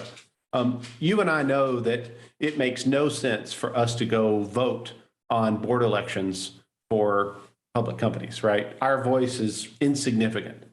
And the truth is that nobody really controls, other than maybe a few, maybe Warren Buffett, who has a big share in the company or whatever, or a large hedge fund manager may have impact. So it seems that companies are really run by the management layers, and that they're even kind of it's this ancestral thing where they decide who's on the board, and the board doesn't really have accountability to everyone. And so the people at the top have an incentive to simply maintain the status quo, make money for themselves, not have anything drastic happen. And the real owners of the company, at least on paper, the owners on paper, don't effectively have any control. The people that have control is this management class. I don't know what one does about that. I just think it's useful to a tightly held company, and the board members on a tightly held company is a radically different thing than the board members on a public company, where there is no real accountability. And I think there is such a thing as saying, even if we can't affect a global change in a large organization, we can act as if and show what this would be like, right? So it is possible to translate that to an experiment as well. Even if you can't influence the entire financial structure, you can still show, here's how this would operate, right? Russ, I think were you trying to jump in earlier? We had a few people. Yeah, I don't know if you can hear me or not. I was just going to ask the question: how much do you think motivation falls into this? Because the motivation structure at Tesla seems to be different than the motivation at other companies, in the sense of they don't really get paid a salary. So what is their motivation? Their motivation is to make that next objective work, because the more they make it work, the more money they earn in the sense of stock. And so I think that plays a lot of in how Tesla is different from the other traditional structures in corporate world. I think in order to maintain an agile structure, in order for a successful agile transformation not to get blown up, our goals can be much more limited. Our goal is simply, how do you incentivize the VP of engineering, SVP, whatever, the head of, let's call it the general manager of that division. How do you get them incentivized such that when there's a change, it won't naturally all blow up? But you don't even have to fix the whole world. You just have to fix that. I think there's a couple of things. I know Joel has been raising his hand. Joel Robinson, you've been raising your hand for a few minutes. I'd like to circle back to, most of us on this call are probably really interested in bringing agility to wherever we're at. And we can call it transformation, modernization, we can call it whatever we want. So there is some intrinsic value that has us in that place. And it might be because we really believe that we can make life better for the users of our products, life better for the employees at the company. We can really make a difference here. And so we're going to go hit the grind every day, really trying to make it better, always knowing we're never going to be Tesla. We're never going to be these other companies. But there is something that we can do that's going to make the lives so much better for our clients, our customers, and our users and our team members. And I think that's an intrinsic value we just never let go of. Otherwise, we would be quitting these jobs looking for new ones. So I'd like to just remind us of, that's why we don't quit, is because that's sitting there. And we all do recognize that the incentive system absolutely gets in the way of comprehensive and holistic transformation. We know that. So we're just out there trying to get as far as we can within that space. And if we can't convince the sense of urgency at the top of an organization, then going into it, it's only going to go so far. And if you're a multinational, you're gonna have a a company within a company within a company within a company. You have a CIO who's reporting to a CIO, who's reporting to a CIO, who's reporting to a CIO. Okay, come on, you're only going to go so far, right? But that's why we show up, is because we have a vision and we believe we can get it, so we can participate in helping it get so far. And that's great. And that impacts the lives of the people working there. And I think that's a great return on our own investment. And Joel, I know you've been raising your hand, so maybe we can go to you now. All right, I'm going to put that hand down so it doesn't linger any longer. So my thought was, I see an opportunity to use the cost of delay, and I would, as I recommended this website called Black Swan Farming that I learned quite a bit about cost of delay years ago from. A lot more helpful to me than the Don Reinertsen book on the subject, which I have also read. But pragmatic, putting it into use, I think that website has some pretty good guidance. And to tie it together with the causal loop diagrams to show when you have budgeting working this way, this is the system you're creating. And when you change those dynamics, you'd get a different outcome. And I think that if you went to a leadership team and said, you know, let's understand how we do budgeting here, and let's look at, you know, how that intersects with how it delays getting things done, delays value realization or delivery. I think it could be very eye-opening to see, oh, so our policies for holding the tight, purse strings are causing, we're saving dimes and pennies when it's costing us, millions maybe to be so slow and frugal around those things. I think these companies that have policies about how to enable, everybody in the organization to spend money more freely, they recognize that they aren't going to be able to effectively save those nickels and dimes, but they can affect how to not, piss away millions because they're slowing their whole company down. So, I mean, there's been lots and lots of stories about empowering your workforce to spend money more than you might feel comfortable with is actually a way to really improve a lot of things, including, how your customers view the company, like the Zappos case of solve a problem by spending money. You have a certain budget you can spend to make a customer happy. Those kinds of ideas, if you modeled that, the cost, you're immediately solving a problem rather than letting it linger. There's a lot of value in that. And I think that the less approach of doing a diagram combined with the, Don Reinertsen approach of cost of delay could really open eyes. I guess I'm repeating myself now. And I wanted to add, if you read Joe's book, there are some crazy ideas there, like the team gets the budget and then split it between the team members and they decide how to split money. Like, where have you seen that? So, right. And if you could do, because I think the immediate reaction is the freak out of, well, what if they spend it poorly? Well, model that. How much are you saving money and reducing risk to do it one way versus, throttling your company by being safe? And there I said safe, but that's a naughty word here. That was subtle, man. Really subtle. Cuban's got his hand up. I know. It's that. But by the way, Joel, it's an interesting thing. Because I mentioned it earlier, but in the chat, Harley Davidson back in the '90s used to give line workers $100,000 spending authority, and you could go out and buy a machine if you needed it. But of course, like as Joe said, if you drive a forklift into the side of a truck because it's funny, you're getting fired, right? So they, it was true empowerment. It's actually back to that kind of '80s concept of empowerment. Where do we empower, and to what degree, and what are the boundary conditions of that? And I think it's based on the company you're in and the industry you're in, right? How much do you need that, and where do you need it? It's probably the closest thing to whatever you're accustomed to the product you're selling to the customer is where you would need that. Where you would need that sense of autonomy, because you don't need that sense of autonomy in finance. You need to close the books every 30 days. Jubin, did you have something to add? Yeah, thank you for the opportunity. I was just going to say, these changes, the wide-ranging changes, obviously take a lot of time. It's just with perseverance and convincing that we have to drive the change, reasoning why there is value in doing things in a certain way. Obviously, not all of them, all of those will be taken in. It's a lot of perseverance which is required. I've seen it go both ways because they keep following the hierarchy. They keep following, hey, I have to still follow up. It just doesn't work.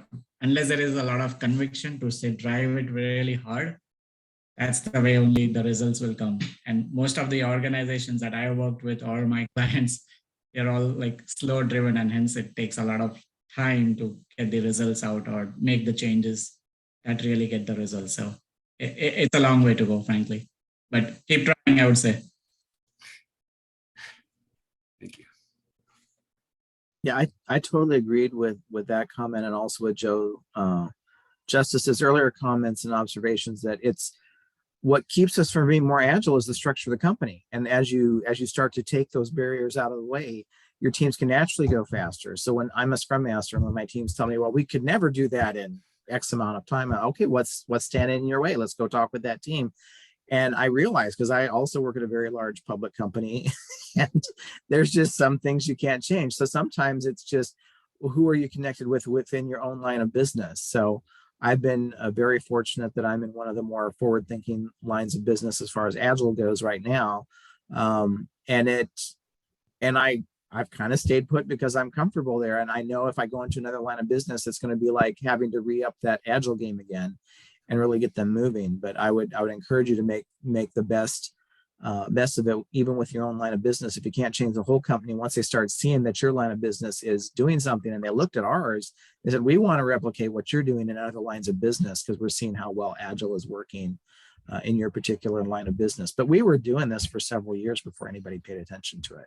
And it can be a long game. I talked to some people in some companies that took them, a better part of a decade to really go Agile, because it just took those different lines of business catching on and catching up to what they were doing. So don't give up hope, don't give up the ship, but continue to work within your line of business, even if you can't change the whole company yet.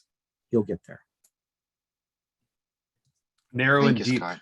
Craig Larman talks about narrow and deep adoptions of less, right? And focusing on the structure and that culture follows structure, generally speaking.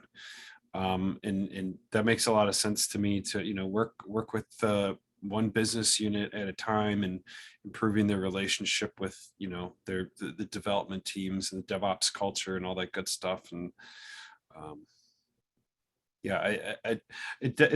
I've thought about this question a lot in my career too. Like, should I quit this company? I'm not sure if this company is able to transform, but if there's some glimmer of hope, like within like the local, product group that I work on, and there's people that are willing to change, and I can talk to people in senior positions and, reason with some of these people, then I'm going to stick around. But then, Craig will also say, if you can't change your organization, change your organization. I like that one too. Yeah, that's good advice. He also says that everything falls apart like every 7 or 8 years, or I forget what year number is, but 7. It's just 7. magic number. All less adoptions fail within 7 years. Well, that's interesting that Elon Musk's organizations are sustainable, and it's great that we can see an example.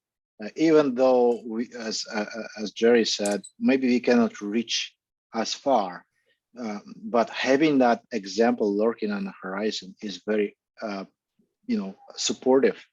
It's great to know that there are companies like that. I personally was fascinated by a small group in Optum called Cirrus, relatively small, was organized way better than I have ever seen anywhere.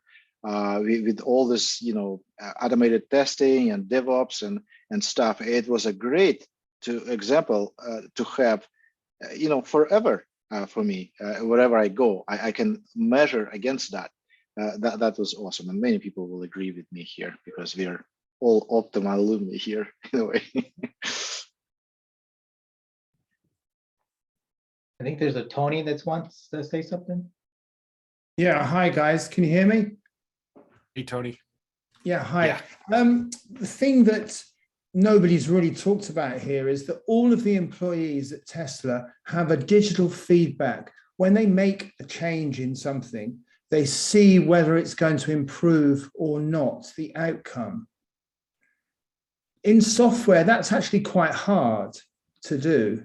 So if you spend some money, you don't necessarily know straight away whether that's had an efficiency effect. Whereas with hardware, you can do that. If you didn't have that, these guys cannot self-manage. It's not possible. In software, we can do that too, using automation. I'm curious to understand. Well, if something hasn't been written, then it's hard to do that. But maybe the overall value of the software. Well, we can argue about this because you can say, well, how do we know the part is improved if nobody's driven this car yet? Right? Yes, but no, it doesn't work like that with Tesla. Tesla is self-testing everything. If you've looked at Joe Justice's cell scheme, you'll see you've got the ready side. I forget the name of it, the incoming check and the outgoing check.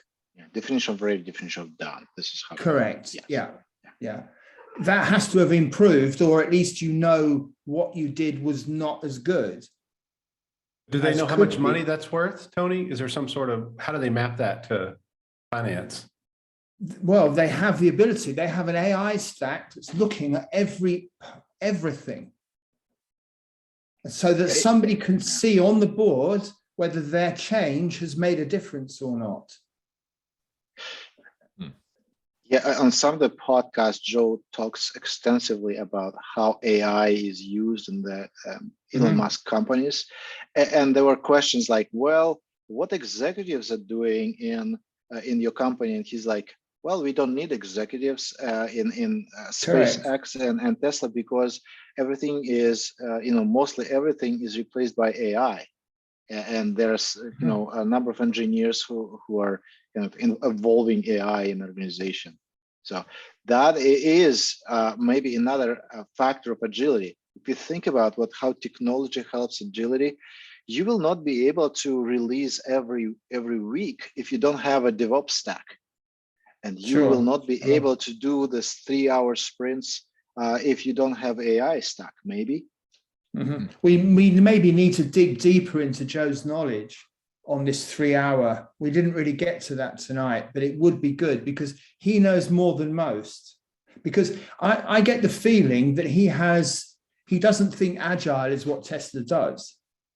Nothing that he knew before was similar to what was there, which is really interesting because you guys have been doing this a long time, and yet Elon comes along and changes everything.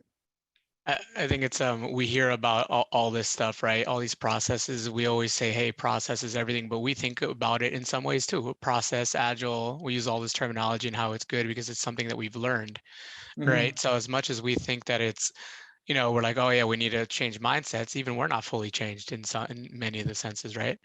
Sure. And it's not like agile, the word, it's more, and then like sometimes we even say principles just for the principles of agile, not necessarily what they really, really mean, right? It's a way of being.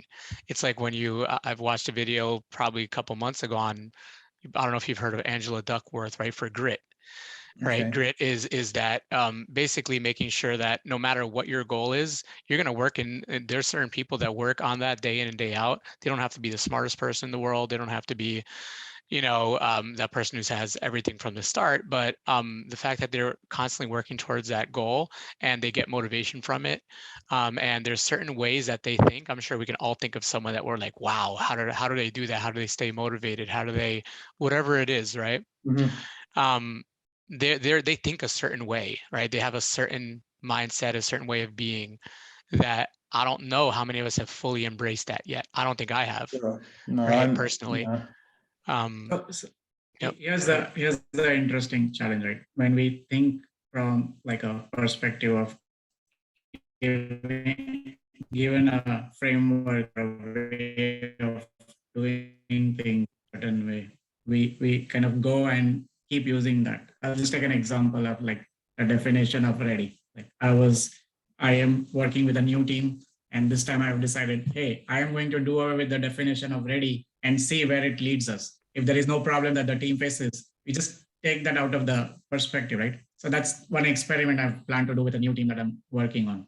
So as we cut down all of these processes, we will be more efficient. What's the end objective? We are trying to work towards the goal of a sprint.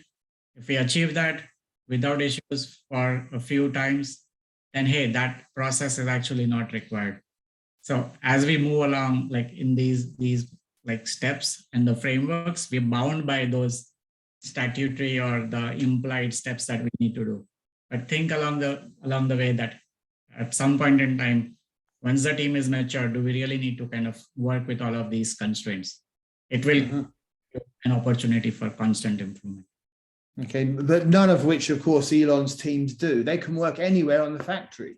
They can just walk away and move across. This is something so different. I just wonder whether any current company can change to this. It may be the new startups that will get there if they have people similar to Elon. Yeah, I think Amazon did it in some way with warehouses, right? Where warehouses were traditionally a certain way, and then Amazon flipped it on its head, and then they found a way more efficient way to do that. Because at the end of the day, no matter like Scrum, Agile, whatever we're saying here, it's what is it that you're trying to achieve? What problem are you solving? What's the fastest way you can keep solving? What's the fastest way you can innovate? And what's slowing it down? I know we talk about value streams and all that stuff, but what is it that's slowing it down? Why do you want it? What problem are you solving? What problem do you think you're solving? How are you going to know you're solving it? Right? It's like basic stuff, but you wrap around all these like, oh, that's value stream mapping. Like as soon as I say something, someone ties a word to it. Oh, that's value stream mapping. They think in process, right? Oh, that's, that's Scrum, that's Agile, right? But if we strip all that away and all this terminology, like fundamentally, if we think about what we believe, anything we do, if I wanted to start a business, we can think of examples that we hear all the time. Maybe Zappos, for example, a shoe company, right? An online shoe company. The guy used to prove the ideas by taking pictures of shoes at the mall and see if people are interested in it. Kickstarter, right? People don't even have to spend money anymore. They just go and be like, hey, here's my idea, right? Let's see how many people are financially backing it before I even start the idea, right? So it's all this stuff, and it's like it's just almost like it's just a way of thinking, right? And a lot of times we attach terminology to it because that's what we know and that's what we've been studying, but it's just a way of thinking, right? And that's what I'm saying. Fundamentally, it's a way of thinking. And then if you keep all the terminology out as much as you can and focus on the fundamentals behind it, right? It becomes just the way you think regularly. Sure. Yeah. I want to back up. Yeah. Go ahead. Let's take the example of Amazon, right? They had a very user-centric approach. For example, if the buyer is not happy, they had given the rights for that customer service representative. Yes, trust the customer. If they are saying they're not happy, just make it easy for them to return the product, return their money if they want to do it, or return it to their account, and make them happy, right? So if you look at the older interviews of Jeff Bezos, he keeps saying that, hey, the customer is at the center of everything that I do. The second example for Amazon, even to compare, like Tesla obviously has done a lot, but Amazon itself has done a lot. They turned something really upside down, right? Say, for example, it's just said, hey, if you are able to spend so much money, we will give you free shipping. That itself kind of brought them more customers. So they kind of went on doing few things at a time, constant improvement, right? So it's not that, hey, just Tesla has achieved great things. There are definitely certain other organizations which have done that. It's just the realization has to happen at the organization level that, hey, we really need to have a fundamental shift, do a lot of decentralization, give a lot of control down rather than keeping that control. Because as soon as the control keeps going up, the decisions are delayed, right? Which is really different. The rational thinking sometimes may not be happening. Anyway, just wanted to add these quick points here. Okay, thank you. Yeah. So maybe one more comment, and then I would suggest if you enjoy conversations like these, you should join our next month Twin Cities Less Lean Coffee. We'll be meeting from 5 to 7. It's the second Tuesday of every month. So again, it's 7 p.m. So we'll probably be wrapping up here. Did anyone want to have just one last comment? They're like, please let me just say this. Go ahead.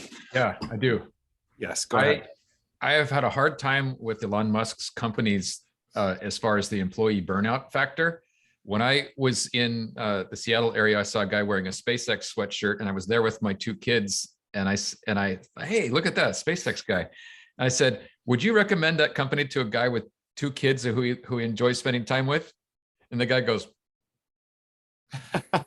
and like, that's all I needed to hear. As much as I love the direction his companies have gone, and I've invested in some of them, I don't want to work at a company that values sleeping in a sleeping bag at the bottleneck. I'm just not that hardcore. Yes. Oh, go ahead, Vlad. Yeah. And other things that Joe talks about, like 12-hour shift, for example. It's not 8-hour shift, but 12-hour shift. And also he was mentioning, like, I didn't open Facebook or some other media stuff for months because I was not interested to do that. The only thing I was using is the app for Tesla app on my phone. That's the only app I used for several months. So yeah. All right, awesome. Well, we are at the end of the time. Thank you everybody for joining. It was a really good meetup today. Thanks, Vlad, for inviting Joe on. I do want to plug Gene's event too. Gene had a really good meetup over the weekend. Check out this link. It's about implementing less and scaling team, or excuse me, self-designing team in Miro. It's mind-blowing stuff. So take a look at that link if you're hungry for less in between now and the next one. So check out New York City Large Scale Scrum, Twin City Large Scale Scrum, and we'll see you next time. Thanks, everybody. Great to see everyone. Thanks for your perspective. Awesome conversation. Thanks. Thank you, everyone. Thank you. Thanks, everyone. Take care.